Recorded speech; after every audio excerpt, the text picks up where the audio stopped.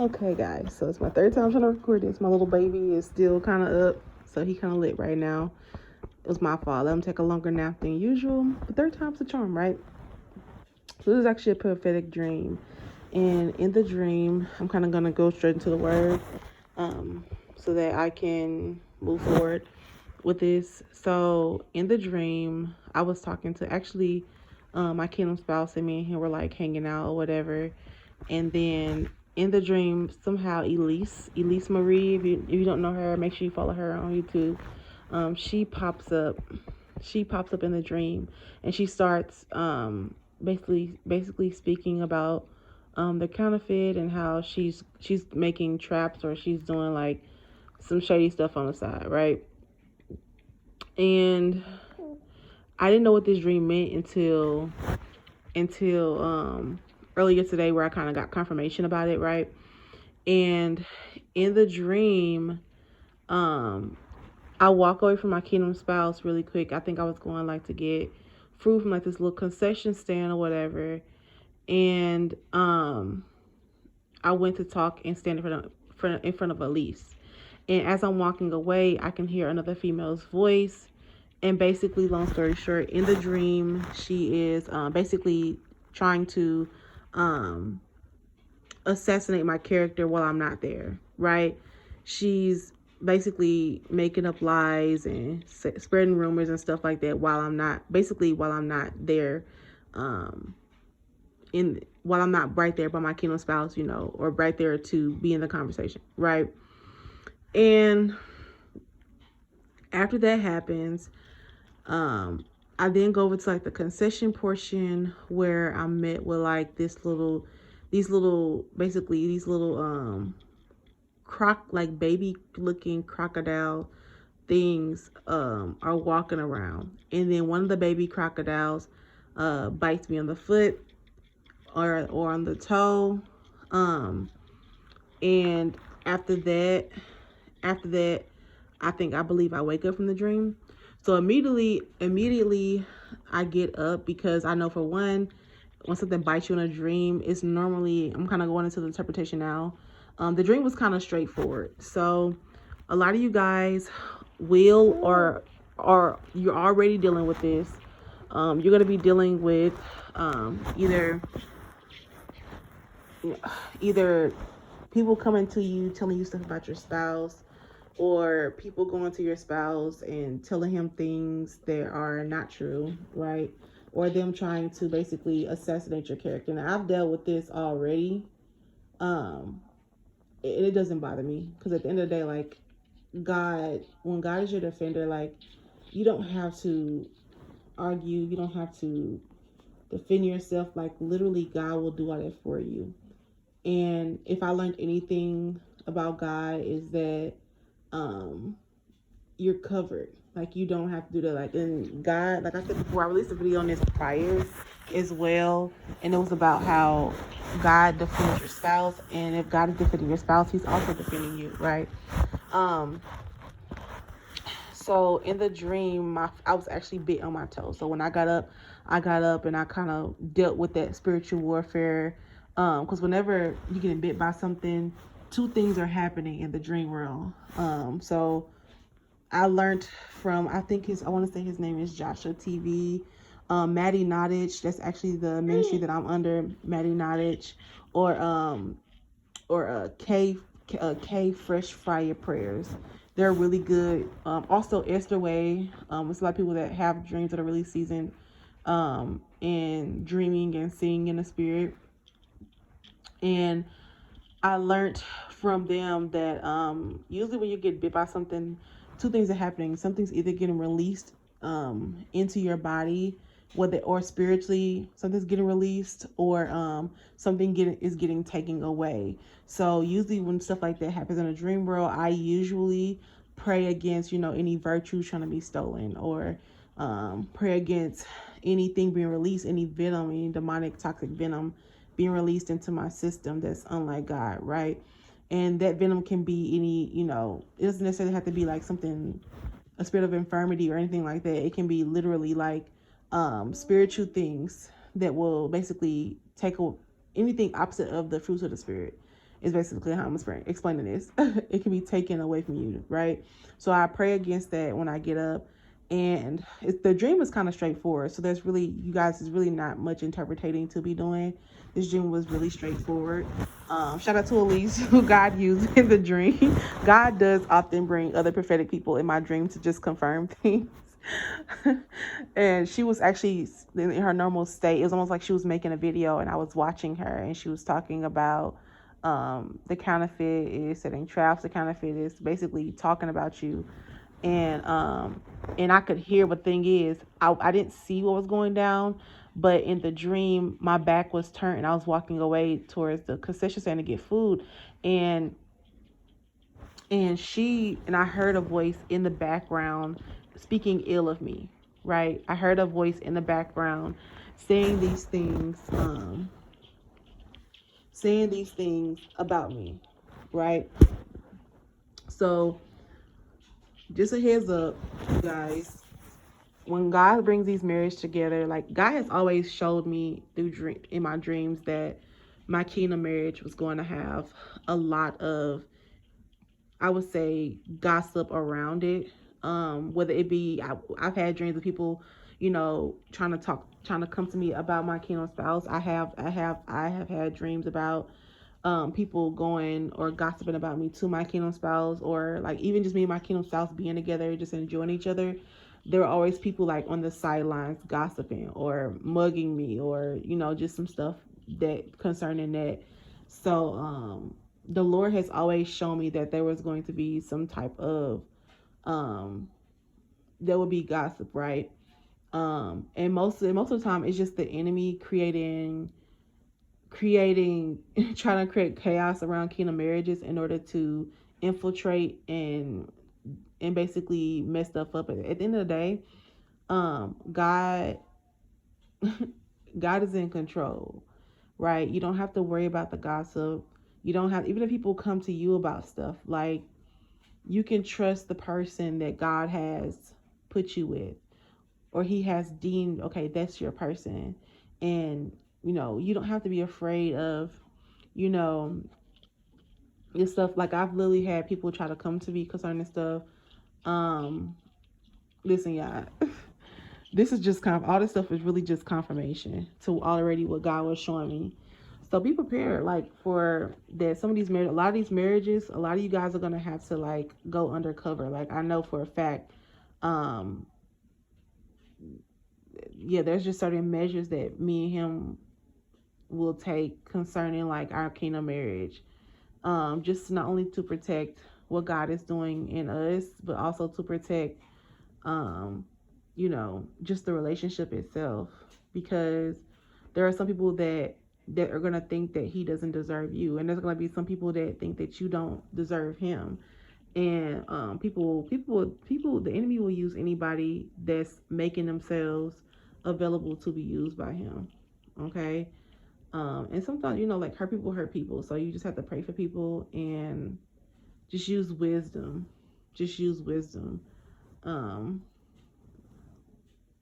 so the enemy the enemy doesn't want these kingdom marriages to come together, and he's going to fight it until he's going to fight them, right? Anything that's of God, especially if it's going to be a threat to his kingdom, because a lot of you guys are going to give birth to prophetic children, or to children that's going to go on and do things in the earth realm for the kingdom of God. So the enemy is also not even just fighting you and your marriage. He's fighting your future, your children, and what they're going to give birth to, and things they're going to go on and do, and so forth and so on. And you gotta understand too, like, especially when it's a God ordained marriage, there's going to be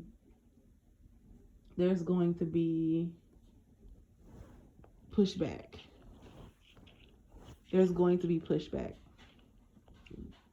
So a lot of you guys might go through retaliation type of situations, or like literally in the dream, this particular counterfeit, I heard the voice, and basically she was just basically um trying to basically dirty up my character while I wasn't even, while she thought I wasn't able to hear her, or she thought I wasn't able to witness what was going on. But the thing was, when I was walking over to the concession stand, I could hear everything.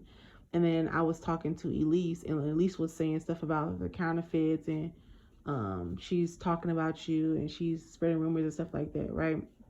Now, some of the stuff I've already dealt with, type stuff, but at the end of the day, like, it doesn't bother me, because when God is your defender, you literally do not have to you literally do not have to defend yourself. Like, God is going to do it for you. God is going to show himself mighty through you, because at the end of the day, you cannot fool God. If a person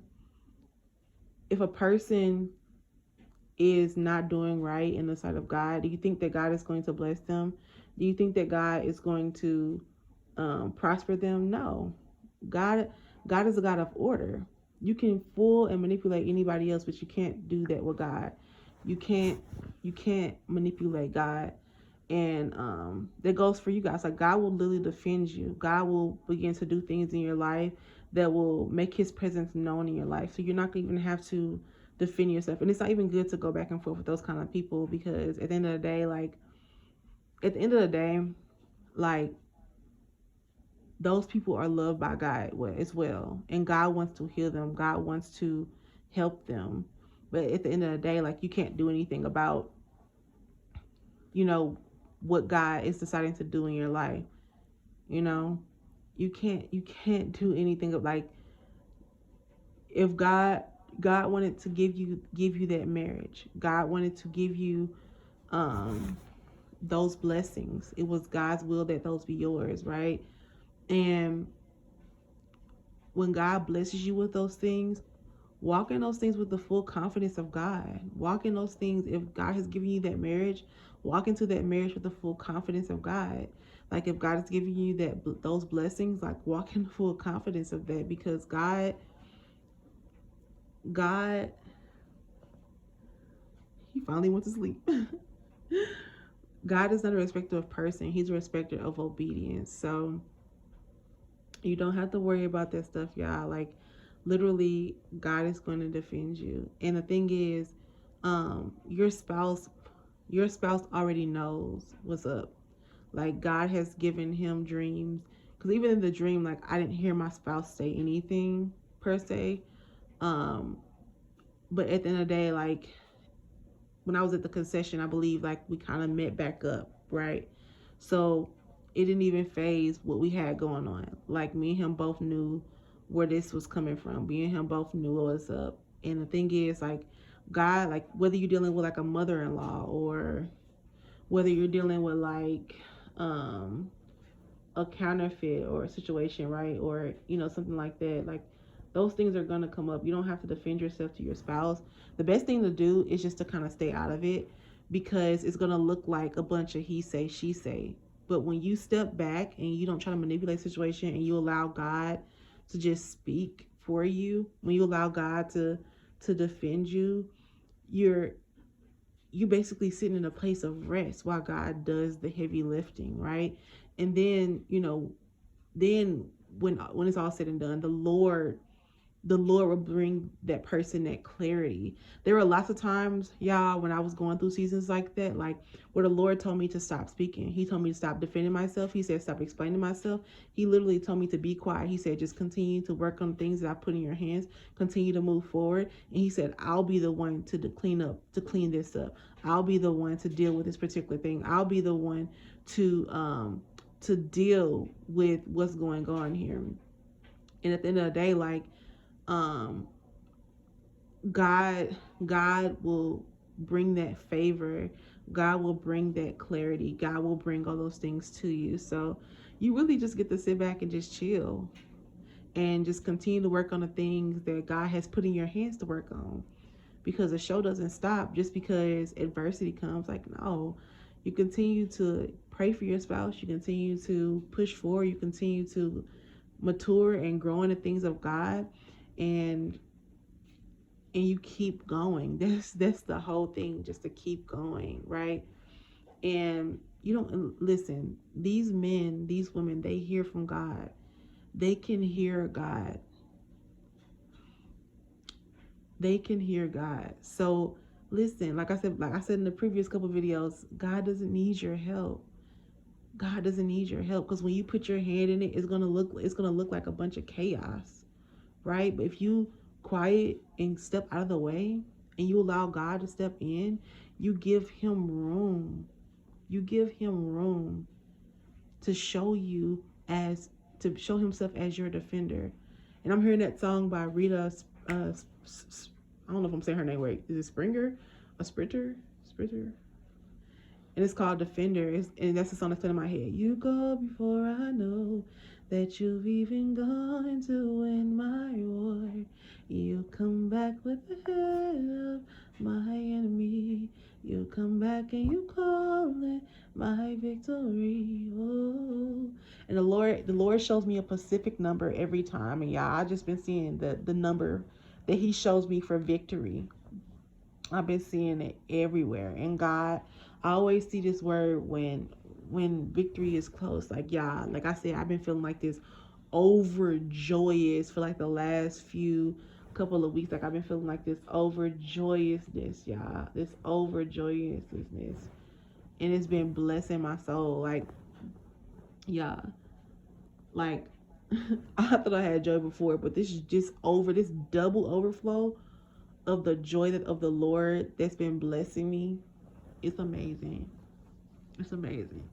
And I know a lot of you guys have testified to the same type of overflow. So listen, you guys, and you guys, don't react. That's what that's what the enemy wants. He wants to take you out of your character. He wants you to step out of position, right? Because when you come down to fight with the enemy, you have to step out of position to do so. When you stay in your position as a child of God and you trust God to deal with the things around you, you don't necessarily have to you don't have to step out of character. You can be completely yourself, and you can allow God to deal with the things at hand.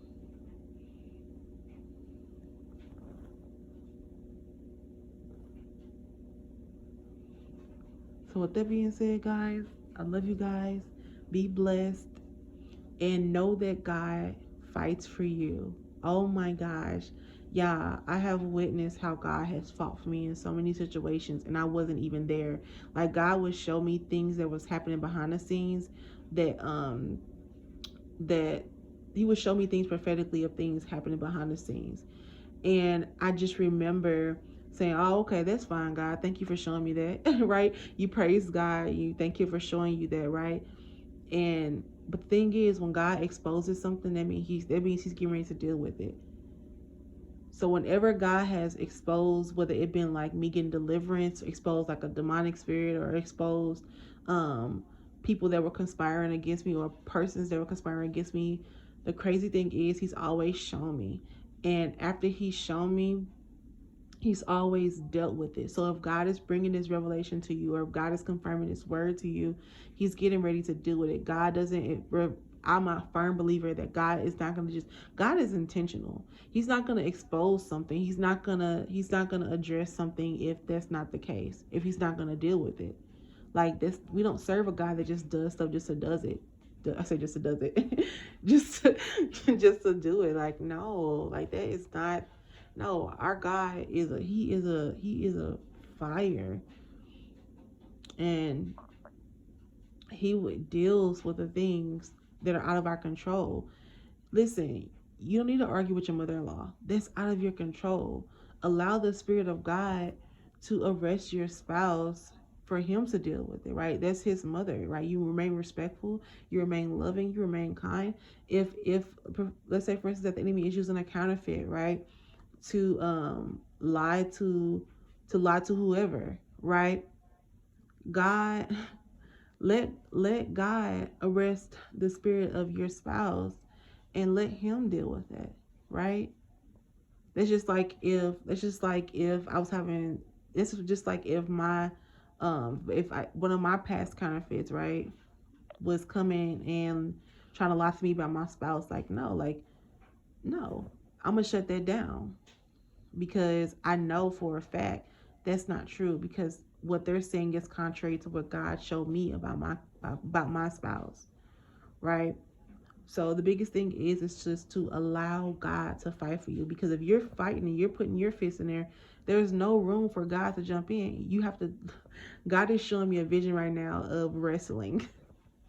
And you know how when people are wrestling, if you watch WWE before, like they have to tag the person in. When they're doing tag team fights, they usually tag the person in. But only one person can fight at a time, y'all. Only one person can fight at a time. So if you're trying to fight, God gonna be sitting behind the ropes. And you're like, okay, just tag me in whenever you get tired.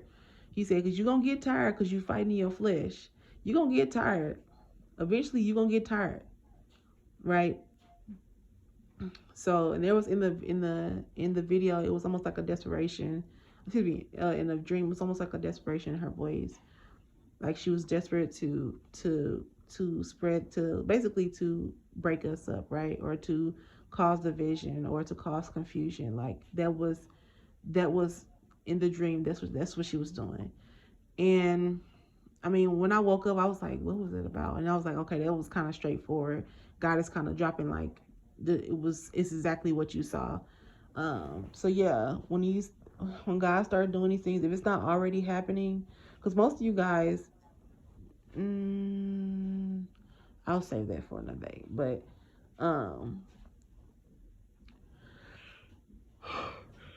God is moved. God is moving. The adversity is only confirmation that God is doing this, that God is moving in the spirit, that God is up to something, right? God is up to something. So you just need to continue to allow God to be God, because the thing is, most of us already knew that it was coming. Like I knew that some of the stuff that's happening now was gonna come. Like God already prepared me for it, right? And it's at the point where I don't care. I don't care, because for one, I spent enough time with God to, for first of all, when you know who you are, you fight differently, right? You deal with things differently. You deal with it in prayer. You deal with it in prayer, because you know that if something's out of your control, you can't defend. Like I said before, in the dream, I wasn't. My back was turned. I was facing. I was heading in a different direction, but I heard what was going on behind my back. Right, I heard the voice of a counterfeit lying on me to my spouse. Right, I heard what was going on, but I wasn't necessarily there in that moment to physically see it, but I saw what was going on. Right, so technically that situation was out of my control, because I wasn't in the vicinity of what was going on, right? Or I wasn't in the vicinity to object, right? It was more so.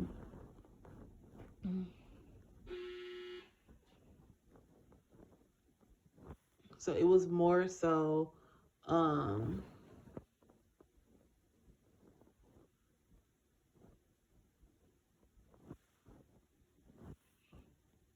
it was more so of, basically it was out of my control. Sorry, y'all. I lost my train of thought. It's time to go to bed.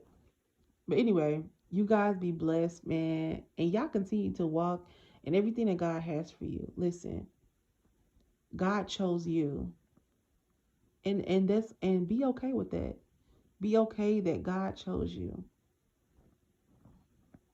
God chose you to marry that person. God chose you to start that business. God chose you for that promotion. God chose you for that ministry. God chose you for those positions. Like, no, like you were chosen for that.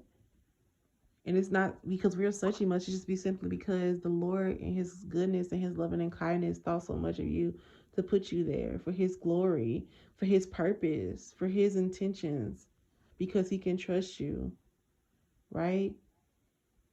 So all you gotta do is keep depending on God. And if God will put you in those positions, don't you think that he would handle the adversity that comes with that? He knew putting Esther with King Xerxes, he knew that Haman had in his heart the hate he had for the Israelites. He knew that. So if he can handle the adversity and the enemies of the Israelites,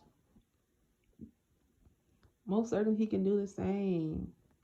It's nothing for God. It's nothing for God. Haman did the same thing. He was going around saying the Jews think they're this, this, and that.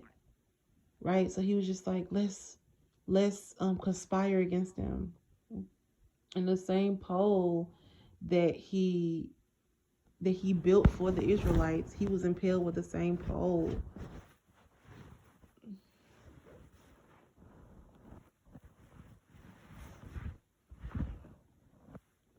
So you can trust God to protect you, to you don't have to defend your reputation. Like literally, God will do that for you.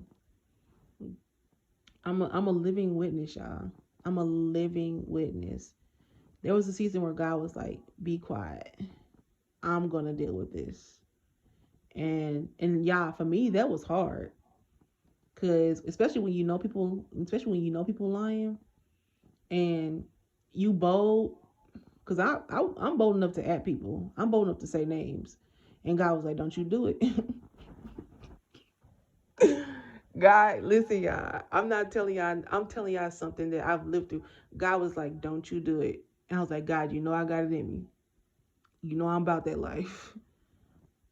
I'm about that life." And I was like, it would have felt good to my flesh, but what glory does God get out of you operating out of your flesh? What glory does God get? And what does it say about your heart when you do stuff like that?